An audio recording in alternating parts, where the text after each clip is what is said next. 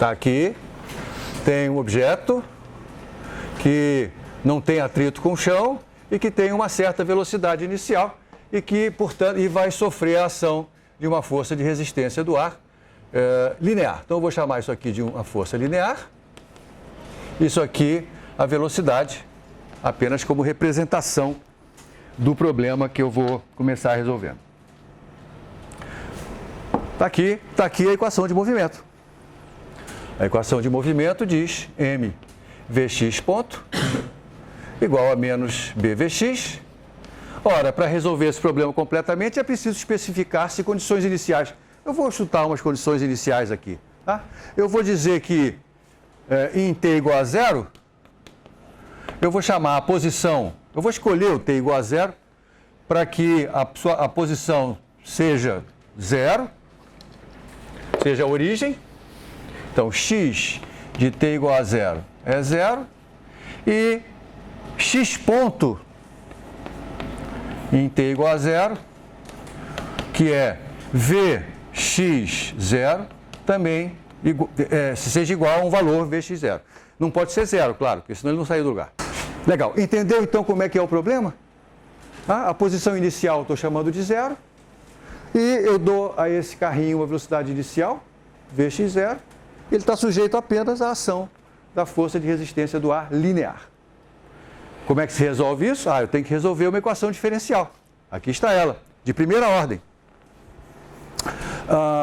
Primeiro, antes de proceder à resolução em si, eu vou juntar uns termos aqui para ela ficar mais simpática. Eu vou escrevê-la assim, ó, vx ponto.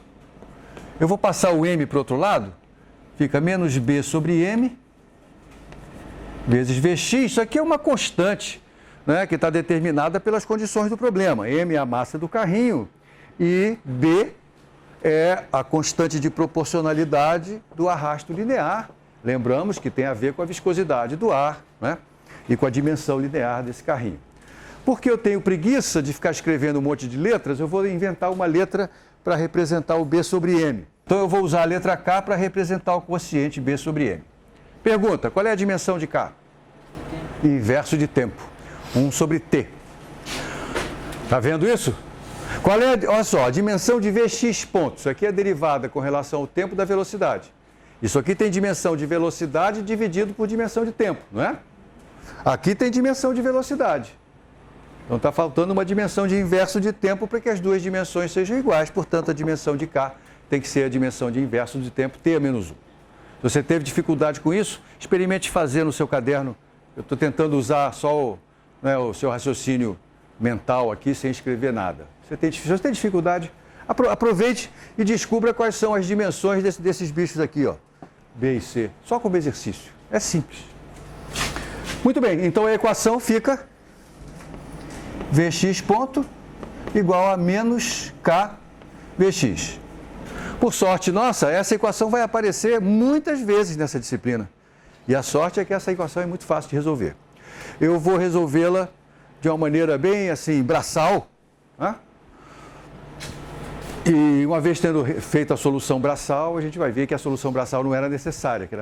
Na verdade, é muito fácil a gente olhar para essa equação e intuir qual é a solução. Mas vou fazer isso braçalmente. Eu vou primeiro escrever isso assim, ó. dvx dt igual a menos k vx. E aí eu quero dar um jeito de integrar dos dois lados.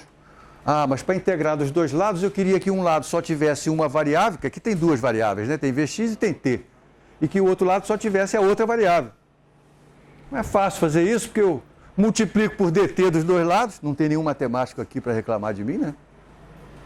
E divido por vx. Então, passo tudo que é vx para um lado, tudo que é t para o outro. Fica assim, ó.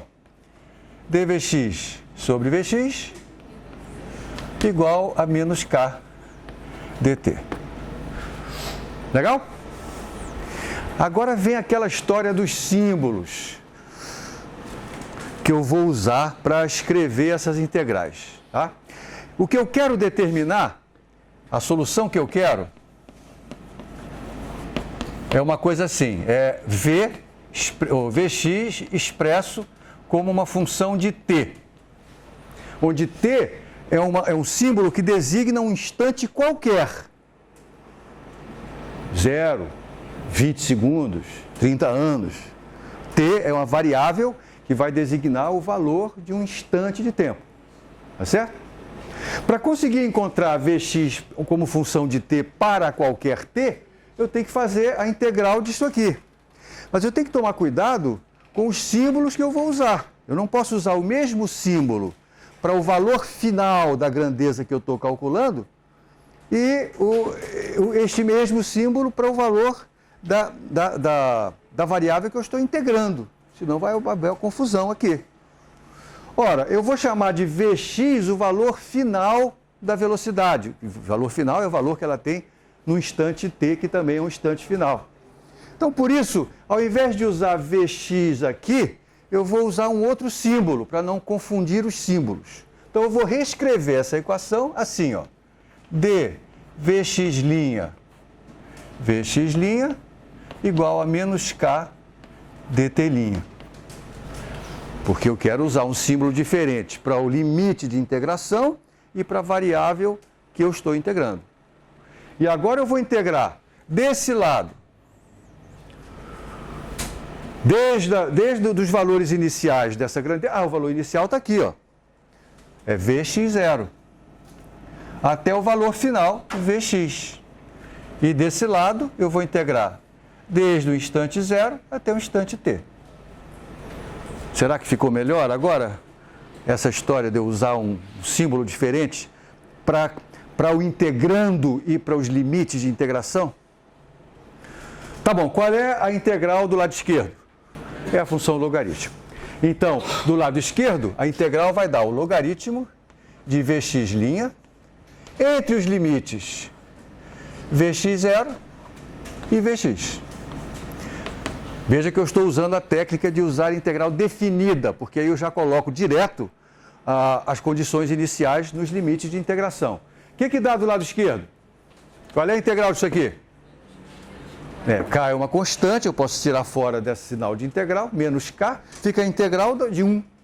Né? A função cuja derivada é 1 é t'. Então isso aqui é menos K, que multiplica t' entre os limites 0 e t. T' é a variável de integração, t é o limite superior dessa integração.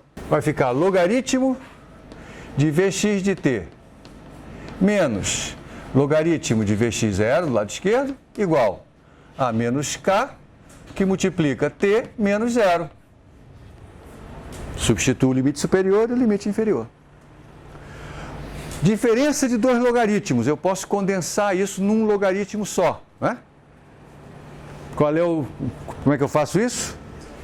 Isso aqui, a diferença de dois logaritmos é a mesma coisa que o logaritmo do quociente. Então isso aqui é o logaritmo de Vx de t sobre Vx0 e do outro lado eu tenho menos kt. Mas eu não quero ter logaritmo de Vx, eu quero ter o Vx ele mesmo. Como é que eu jogo fora esse logaritmo? Exponencio de ambos os lados. Quando eu fizer isso, eu vou ficar com Vx de t sobre Vx0 igual a exponencial de menos kt. Ou escrevendo de uma maneira mais simpática, Vxt igual a Vx0 é elevado a menos kt. Muito bem, olha os passos que eu dei. Aqui está o diagrama das forças, a física do problema. Aqui está a representação matemática deste problema. Peguei um pedaço dele. Está aqui, então, a nova física daquele pedaço do problema. Isso aqui é física. Aqui está a matemática. Trata-se agora de resolver um problema de matemática, né? Integrar uma equação diferencial. Tudo isso aqui são passagens matemáticas que eu fiz. Cheguei à solução matemática do problema. Aqui está. Agora voltamos à física. Muito bem, vamos ver. Esse resultado faz sentido? Faz? Você consegue imaginar o gráfico dessa função? Como é que é? Todo mundo aprendeu a fazer gráfico da função exponencial, né? Como é que é o gráfico da função exponencial? Vai lá, Bianca.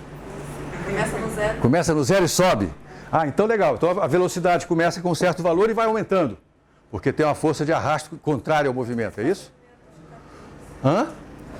Ah, tem um menos. Os expoentes têm um sinal de menos. Aí, e como é que muda então o seu raciocínio? Cristiane? Ah, é uma exponencial decrescente essa, e não uma exponencial crescente, né? Porque o expoente tem um sinal de menos na brincadeira. Então, o gráfico de Vx de t vai ser assim, ó. Aqui está Vx, lá, Patrick, eu usando o símbolo que eu quero manter, porque isso aqui é a componente x da velocidade. Aqui está o tempo, também quero usar t, e não t' aqui, porque esse é o símbolo universal para o tempo, né? Isso aqui vai ser uma exponencial, assim, ó, decrescente. Esse valor aqui é o valor inicial, Vx0. Legal? Todo mundo acompanhou isso? Bacana. Agora, eu quero fazer física com isso. Quando eu tenho uma velocidade que tem essa cara aqui, como é que é a aceleração? A aceleração é constante aqui? Não. Como é que é a aceleração?